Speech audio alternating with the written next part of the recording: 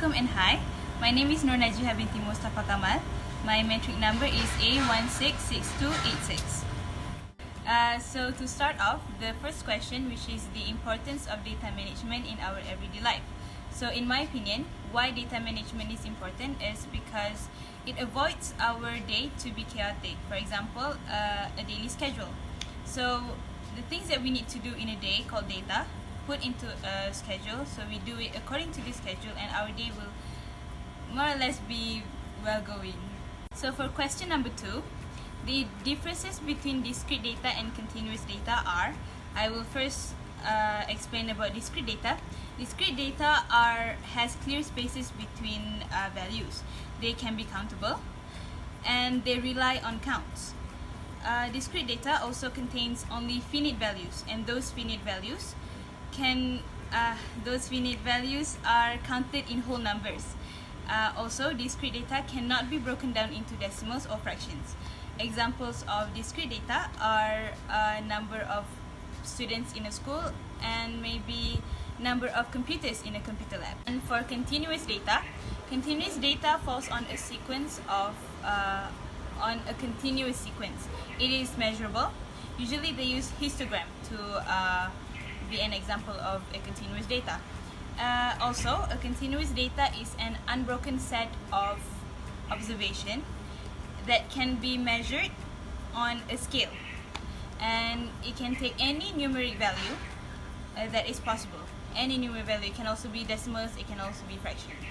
It can be broken down into decimals and fractions. Examples of continuous data are age, height and weight of a person, and also temperature. As for the third question, examples of discrete data that I've collected was when I did a research on the analysis of gadgets usage among children 7 to 12 of age.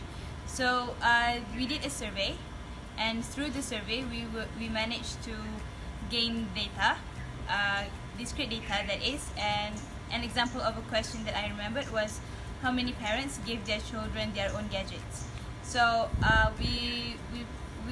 we got 50 responses, and about 45% of them gave their children their own gadgets. And for continuous data that I've collected was by using the same research where we asked the age of their children, of the parents' children, using the same survey, which is between 7 to 12 of age. The next question, the differences between primary data and secondary data. Primary data means the raw data that has just been collected from the source and has not yet gone through any kind of statistical treatment. It is also called as first-hand information, as it is collected first-hand by a researcher through experiments, surveys, and even questionnaires. And for secondary data are data which has already gone through statistical treatment, and it is collected by someone else, and it is readily available for the public through publications such as newspaper, journals, and also online. Okay, so for question number 5, the primary and secondary data that I've collected was using the same research that I did. We created our very own survey, and in that survey we collected data. We used Google Form at that time.